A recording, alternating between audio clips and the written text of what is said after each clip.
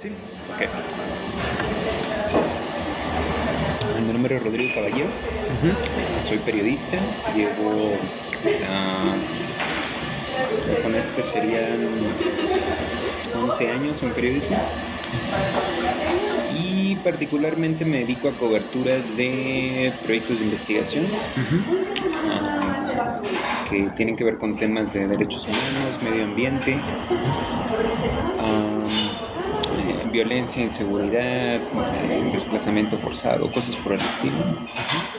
Pero también incursionado en temas de cultura, pueblos indígenas y particularmente trabajando con comunidades en el interior del estado de Michoacán.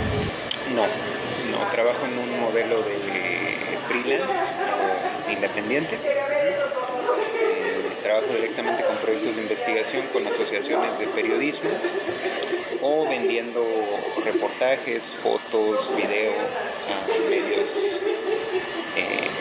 estatales y nacionales generalmente. Yo estoy como independiente desde mediados de 2019. Trabajaba para un medio local que se llamaba ID Media y trabajaba para un medio nacional que se llamaba Sensontle 400. Traté de alternarlo durante mucho tiempo. Bueno, sí, lo alternaba durante mucho tiempo con mis trabajos. Cuando trabajaba, por ejemplo, en el periódico Reforma, yo me dedicaba por mi cuenta a escribir reportajes, entrevistas para otros medios.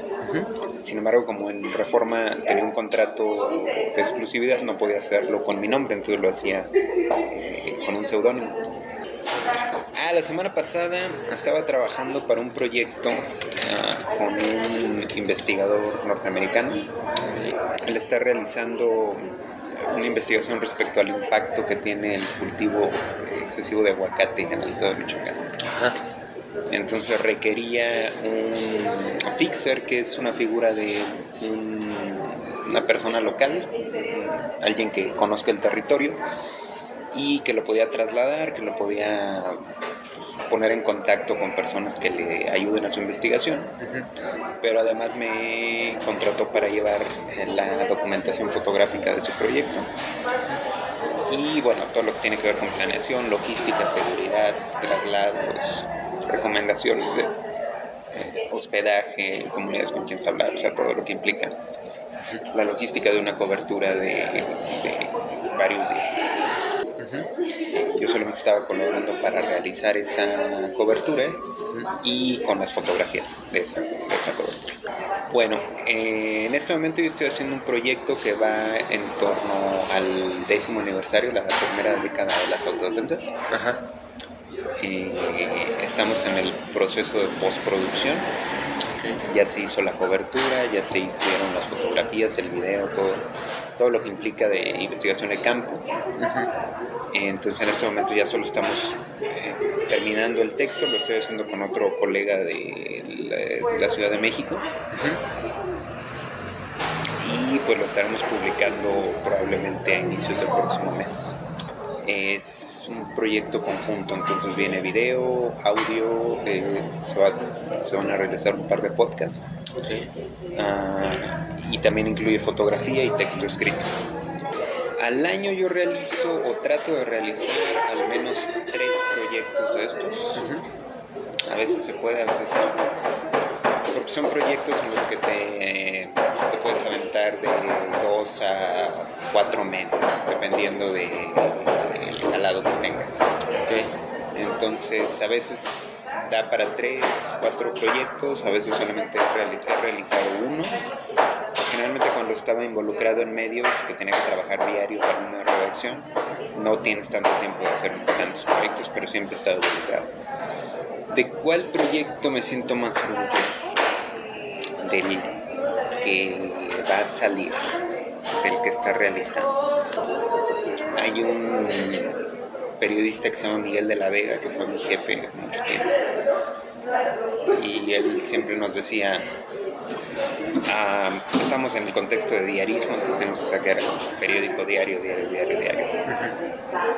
Y su frase siempre fue, que el día duraba 24 horas. Entonces, si te ganaste la portada, si hiciste la mejor nota, la mejor fotografía, tenías 24 horas para disfrutar. Porque cuando pasaban las 24 horas ya tenías que estar pensando en lo que seguía, ya no podías estar como siguiendo otra vez. Me gustó mucho esto. O sea, no puedes... Hay un cierto límite de cosas que puedes republicar, retuitear. O sea... Y lo mismo era para cuando no te salía. Te habían negado una entrevista, no llegaste, se te hizo tarde, lo que quieras. Pues sí, la regaste y no te salió, pero también tiene 24 horas al día. O sea, el siguiente día otra vez tienes la oportunidad de volver a hacerlo. Entonces, a final de cuentas, victorias o derrotas solamente duran 24 horas y tienes que seguir. Sí, y además es una mentira pensar que, o sea, no existe el ya terminé en el periodismo. Es un trabajo nunca acabado. No importa que ya hayas publicado, no importa que ya hayas terminado el video, no importa que se haya terminado lo que hayas cubierto, siempre hay más, siempre tienes que indagar más, siempre, nunca se agotan los temas, y nunca se agotan los personajes ni las historias. Hay un concepto en periodismo que se conoce como la cola de rata. La cola de rata es una analogía en torno a... Se supone que tú estás buscando historias, reportajes, no sé, en general, una investigación, una nota. Y cuando te encuentras un dato, un personaje, un pequeño hilo que te despierta la curiosidad, que te despierta el olfato, lo que decimos es encontraste una cola de rata. Encontraste la punta de la cola de rata y pues tienes que empezar a jalar porque vas a encontrar la rata al final de esa cola de rata. Entonces, la idea no es estar pensando qué historias, bueno, en mi caso particular, no estar pensando qué historias quiero, sino cuáles puedo ver. Estamos limitados al conocimiento que tenemos, a la experiencia que tenemos y al olfato que tenemos. Y así es como encuentras una historia. Te decía, estamos limitados al conocimiento, a la experiencia y al olfato. Por ejemplo, tú puedes ver pasar una patrulla de la Policía Federal, ¿no? Tú estás sentado en este café y por ahí abajo pasa una patrulla de la Policía Federal. Dices, bueno, está bien, pasa una patrulla de la Policía Federal. Si no tienes conocimiento que la Policía Federal ya se desintegró, que ahorita existe la Guardia Nacional, pues aunque pase una patrulla ahí, no vas a ver la cola de rata. Conocimiento, experiencia y olfato para encontrar historias. Aquí en periodismo un dato mal escrito no es un error, es una mentira. ¿Qué voy a hacer mañana? Bueno, mañana me voy a relajar un poco porque no tengo una chamba o un trabajo que hacer en cuanto a cobertura. Pero sí tengo que comenzar con la edición de fotografías, que es algo que tengo que hacer en estos días. Entonces probablemente no vaya a salir una cobertura, pero sí tengo que terminar de editar fotografía. ¿Del mismo proyecto? Del mismo proyecto. Obtener información. Generalmente trabajar con ayuntamientos locales es muy problemático en el tema de transparencia. Estoy casi seguro que ningún ayuntamiento, por ejemplo, del estado de Michoacán, tiene una página web de transparencia. Todo se tiene que hacer de manera presencial. Generalmente los cargos de transparencia son por compadrazgo, o sea, son el primo, el sobrino, el tío, o sea, gente muy cercana a los presidentes municipales. No están capacitados en tema de transparencia, no les interesa capacitarse en tema de transparencia, no tienen archivos o bases de datos confiables, actualizadas, digitalizadas.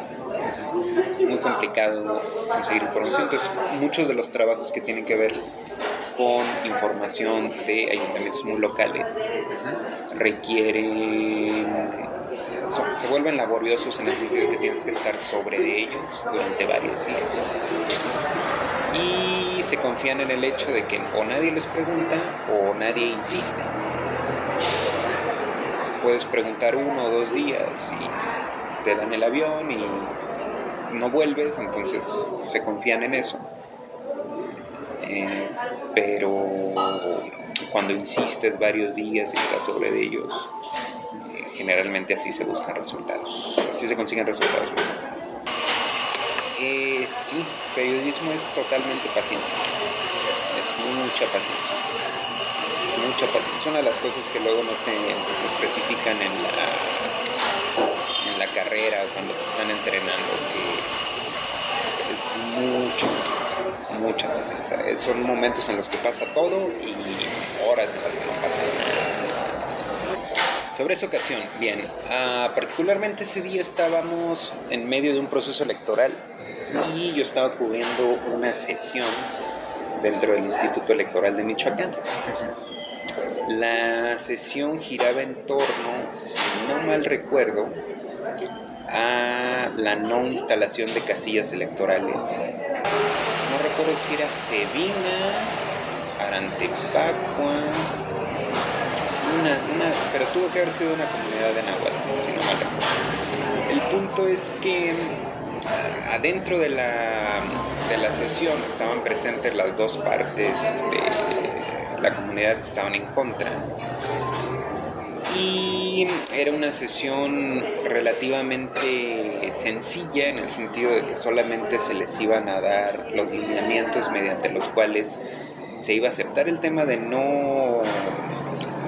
que no se permitieran las casillas electorales, y el otro era el asunto de la asignación de presupuesto directo a través de sus consejos comunales. El tema es que en cuanto uno de las dos partes, creo que los que estaban en contra, se dieron cuenta que estaban perdiendo o que no les estaba saliendo la sesión como estaban esperando, lo que hicieron fue hablar por teléfono. Afuera de las instalaciones había una manifestación. Entonces les hablan por teléfono y les dicen, no están saliendo las cosas, métanse y irrumpan en la sesión. Entonces lo que hicieron fue que destruyeron los candados y las cadenas que estaban en las que estaba cerrado. Y se empezaron a saltar la barda y empezaron a correr para reventar la sesión, ¿no? Físicamente destruyeron mobiliario, ventanas, aventaron macetas, piedras, ¿no? Hicieron un relajo. Y en ese momento yo estaba cubriendo esa sesión y nosotros, varios reporteros, nos salimos de la sesión cuando escuchamos todo el conflicto que estaba afuera. Nos salimos y empezamos a grabar.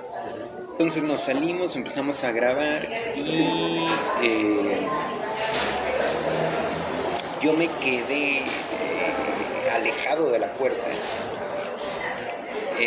Yo tratando de conseguir como una buena toma, de repente ya estaban encima de mí y sí había varios reporteros atrás gritándome que me moviera, pero pensando que lo que les interesaba era reventar la sesión, la verdad no estaba tan preocupado porque se fueran sobre mí, no pensaba que se fueran sobre mí, pero sí, al final sí, o sea, si lo piensas bien, pues están haciendo una acción ilegal y tú los estás grabando, ¿no? Se ve sus caras, obviamente si van a ir encima de ti. Entonces llegaron piedras y palos, intentaron romperme la cámara, intentaron quitarme la cámara, no intentaron rompérmela. Al final me aventaron contra una pared, pero en cierto sentido sí les interesaba más reventar la sesión. Entonces solamente 2 o 3 personas se quedaron ahí gritando y diciéndome de cosas, y los demás, la gran mayoría se siguió hasta la sesión y ahí reventaron, ¿no? Al final no pasó nada, no pasó a mayores, pero sí, eso fue lo que pasó esa vez particularmente. Sí. Ha habido situaciones de riesgo.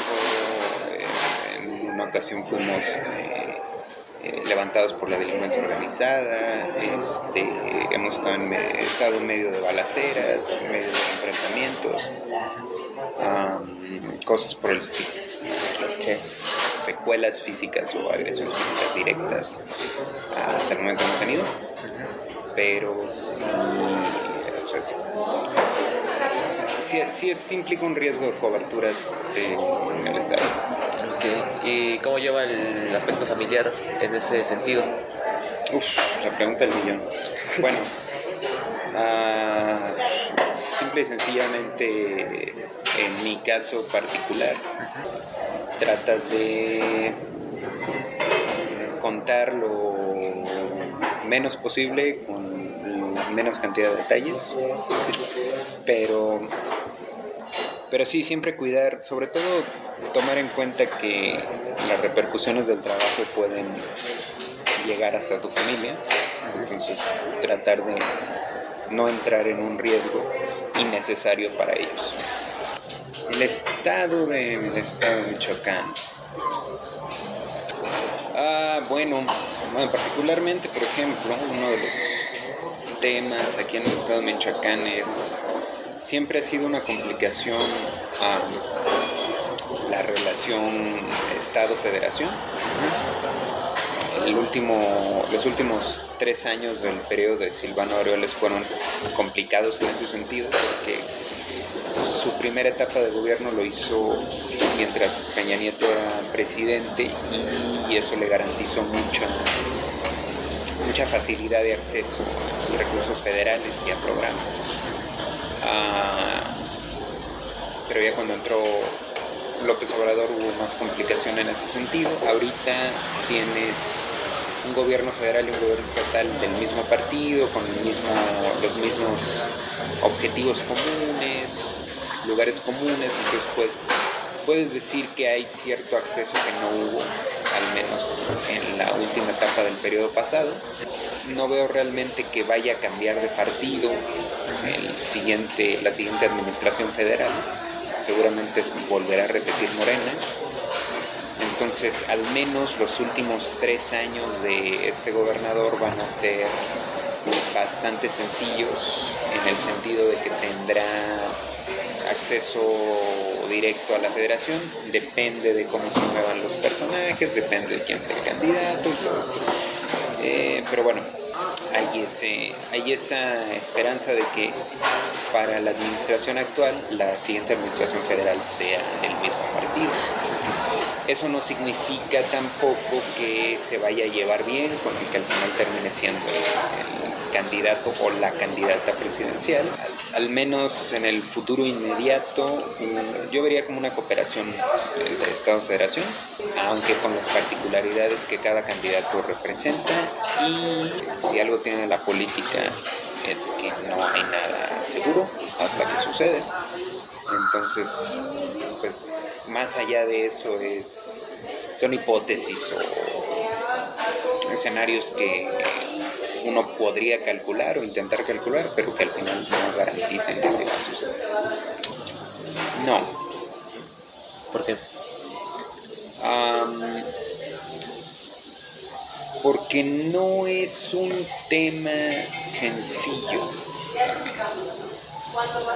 Porque no es un tema fácil de afrontar. Y porque cualquier solución implicaría una serie de medidas que hasta este momento no hay ningún gobierno que se atreva a tomarlas o que haya pensado en tomarlas. En primera no hay una solución, y en segunda no hay ninguna solución fácil. Y particularmente el gobierno federal se ha empeñado en dar soluciones fáciles a problemas complejos. No existe como tal una solución fácil, ni una sola. O sea, tiene que haber una serie de medidas que vayan rompiendo todos los escalones y que vayan desarticulando todas las redes de complicidad, redes de corrupción, redes de tráfico de armas, redes de tráfico de drogas, redes de violencia. Es muy complejo, incluso para quien ha estudiado el fenómeno, tratar de salir o crear una solución es complicado. Entonces no creo que implique, y además también no creo que implique solamente trabajo del gobierno. Implica un pacto entre la sociedad, entre la academia, entre el gobierno, entre las instituciones de seguridad. No es un tema ni fácil ni que tenga una solución específica. ¿Qué le queda al michoacano? Bueno, de entrada necesitamos estar mejor preparados para toma de decisiones en todos los sentidos. Por ejemplo, tienes que conocer por quién votar, tienes que conocer qué leyes o reglamentos se tienen que reforzar o cambiar. Tienes que involucrarte con tu comunidad, con tu colonia. Si algo he notado yo en coberturas es que, por ejemplo, en el tema de autodefensas, los únicos movimientos armados que se transformaron que se integraron a su misma sociedad o que se transformaron en un tipo de policía o un tipo de seguridad propia, se hicieron en comunidades que tenían bastante cohesión social, que estaban muy vinculadas, donde conocías a tu vecino, donde tu vecino era el plomero y además tú le cuidabas a su hijo, pero además su esposa hace pasteles. Entonces, la comunidad y la cohesión social y esto que muchos académicos señalan como tejido social, pero que en realidad es una forma muy grandilocuente de decir tener una vida en comunidad, implica una serie de acercamientos y una serie de sacrificios y una serie de medidas que son muy sencillas, que son desde comprar en la tiendita hasta ayudar a tu vecino, hasta conocer el nombre de tu vecino. O sea, ese tipo de cosas generan un tipo de comunidad que al final se va galvanizando cuando llegan problemas más grandes. Es más sencillo defender a tu vecino si lo intentan asaltar, si conoces a tu vecino. Entonces, como sociedad nos queda reforzar la cohesión social, reforzar los vínculos sociales entre nosotros mismos, tener mejor información, tomar decisiones con base a la mejor información, exigir a las autoridades que realicen su trabajo conforme a derecho, a no ser complacientes, a no ser, no tener una actitud mediocre o derrotista en torno a la situación, en el sentido de decir, bueno, yo no puedo hacer nada, entonces no se puede hacer nada.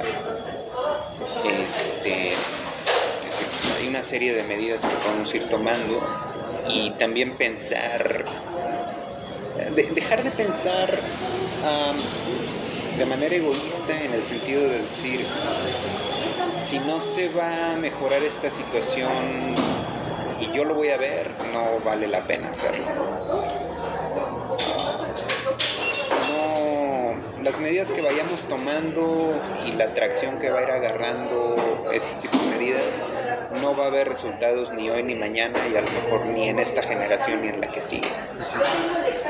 Entonces, si dejamos de pensar que la solución o quien va a disfrutar de la solución de los problemas vamos a ser nosotros, nos podemos enfocar en tratar de solucionarlos para que las siguientes 2 generaciones tengan acceso a un modelo de seguridad que nosotros soñamos, pero que muy probablemente no vamos a ver. Postura social.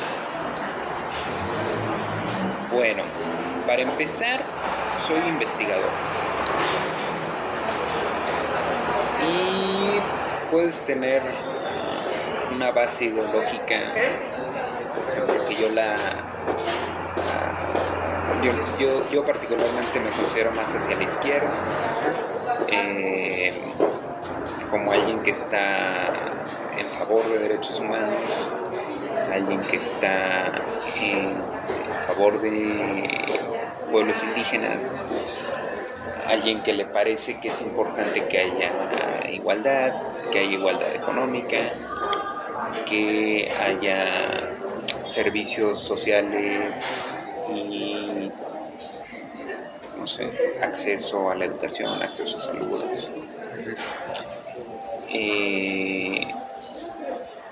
Pero al momento de que realizas una investigación, tienes que aprender a dejarte de filias y fobias, tratar de no meter tu propia forma de pensar, tu propia ideología, porque eso, sobre todo en temas sociales, arruina muchas veces o empaña tu visión de investigación. Por ejemplo, yo jamás me integraría o estaría de acuerdo en muchas de las posturas de un partido conservador, por ejemplo, el PAN o Nueva Alianza, o bueno, todos estos partidos que ya entraron, desaparecieron, ¿no? PES y esto. Porque mi ideología no es compatible con ese partido, ¿no? Pero sí pienso de esa manera y, por ejemplo, digo, no voy a entrevistar a nadie del PAN, o voy a ser inquisitivo al momento de entrevistar a alguien del PAN y a, no sé, y a alguien del PRD o de Morena, lo voy a tratar mejor. Pues nubla tu proceso de investigación. Entonces, pues para empezar, eres investigador. Y la investigación, los datos, las fechas, las historias, los documentos, todo viene de todos lados. Entonces hay que tratar de tener una postura crítica y una postura social en tu trabajo, pero que se vea reflejada a lo mejor en el esfuerzo y en el trabajo final, pero que no nuble tu proceso de investigación, porque las hipótesis que puedas tener o tus filias o fobias, tu manera de pensar a veces te hace perderte oportunidades. ¿Y por qué? ¿Qué tres cosas nunca haría?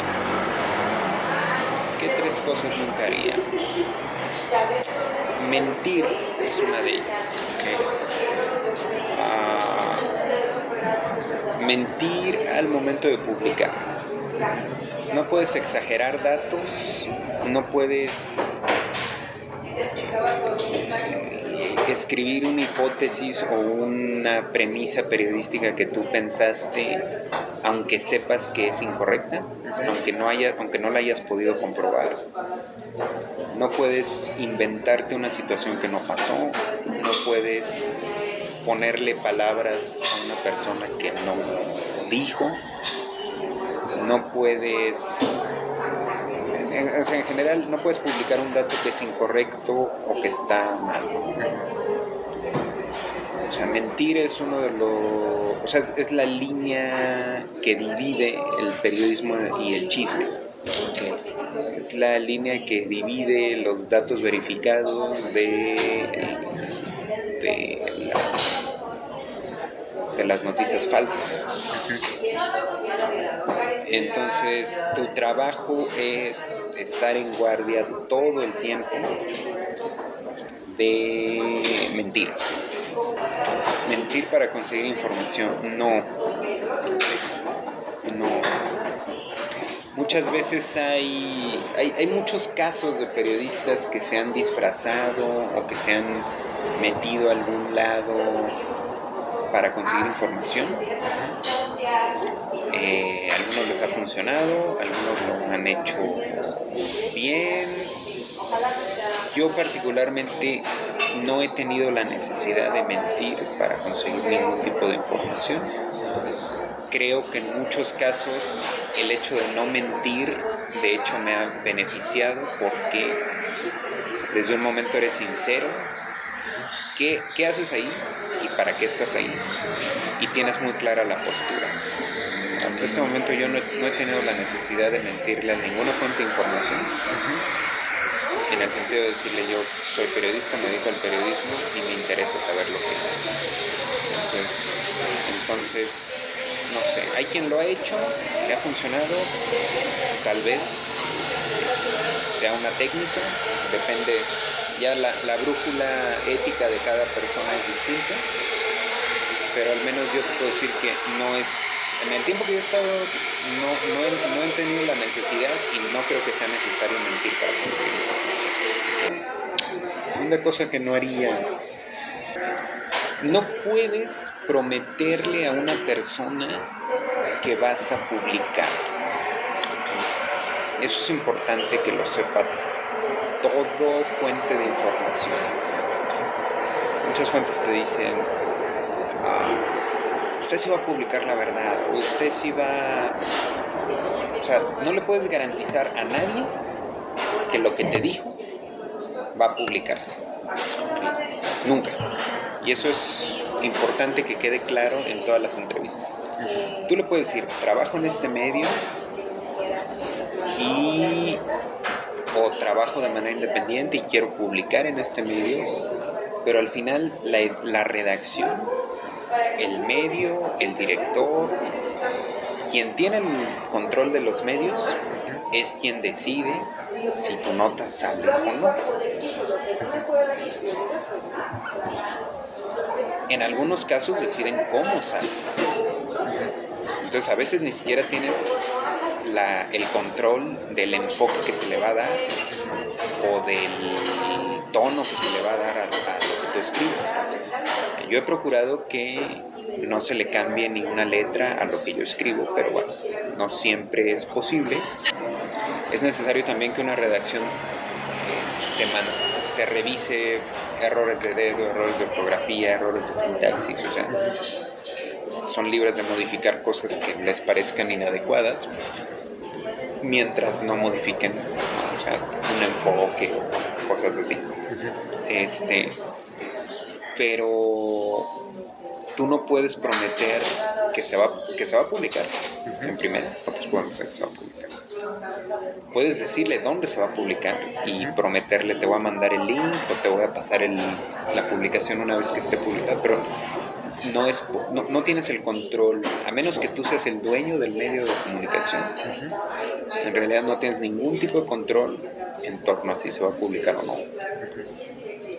Entonces no puedes prometerlo, es importante. Y yo creo que de ahí vendría la tercera cosa que no haría, que no hago, que es, no puedes prometer más que hacer tu trabajo.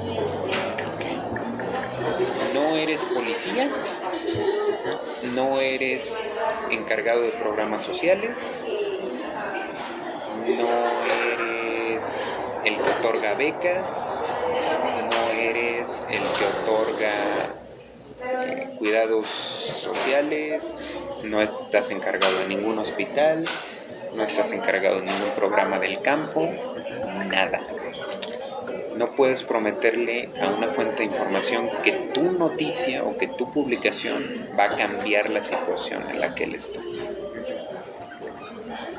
y no puedes comprometerte si alguien te dice, oye, ¿qué podríamos hacer? No sé, pues, nos estamos quedando sin agua. ¿Usted puede ver el tema del agua? No. Desafortunadamente, y esta es una frase de un periodista que en este momento no recuerdo su nombre, en tiempos de adversidad, la gente voltea al periodismo como un último resquicio de civilización o de desarrollo en busca de respuestas. Si tú vives en una situación desesperada en la que no tienes agua, no tienes acceso a la salud, hay mucha violencia y todas las instituciones sociales están fallando o están teniendo problemas para competir con la realidad, a veces el periodismo parece una solución a este tipo de problemas. Y es parte de la solución, pero no es la solución. Un periodismo libre, que sea elocuente, que sea inquisitivo, que sea bastante crítico de la realidad, es una de las herramientas que tienes como sociedad para exigir respuestas y soluciones, o para realizar soluciones, o para entender qué está pasando. Pero no es la respuesta, ni puede garantizarle a nadie que la situación va a cambiar. A nadie. Entonces, tiene que quedarte muy claro desde dónde estás aproximándote a una problemática social, y que tu alcance termina en el periodismo. Hasta ahí llegas. Puedes hacer más de manera personal. Puedes hacer, no sé, por ejemplo, si estás investigando un tema de salud, cuando termina la entrevista te dice, oye, ¿conoces algún médico que pueda apoyarnos? Y si lo conoces, pues sí, o sea, puedes realizar una conexión ahí, pasarle su contacto, ese tipo de cosas.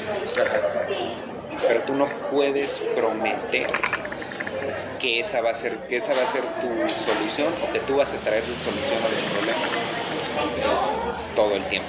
Porque ese es un error que muchos cometen. Sobre todo cuando apenas van empezando, que en primera prometen que se va a publicar. Por ejemplo, yo le digo a una señora, no, yo voy a publicar que no tiene agua. ¿Y qué tal que me dicen en el medio donde estoy, no podemos publicar esa nota, ya quedaste mal? Sí. O qué tal, o le dices a la señora, no, yo conozco una persona que trabaja en el Loapas y ella le va a venir a ayudar. Y le hablas a esa persona y dice, no, ya no trabajo en el Loapas, o cualquier cosa, ya quedaste mal. Entonces no puedes prometer, en primera no puedes prometer que lo que fuiste a cubrir, lo que estás reporteando, se va a publicar. Y en segunda no puedes prometer más allá de eso, que no tienes la solución, ni te corresponde llegar con la solución. Te corresponde exigir y alzar la voz y señalar. Pero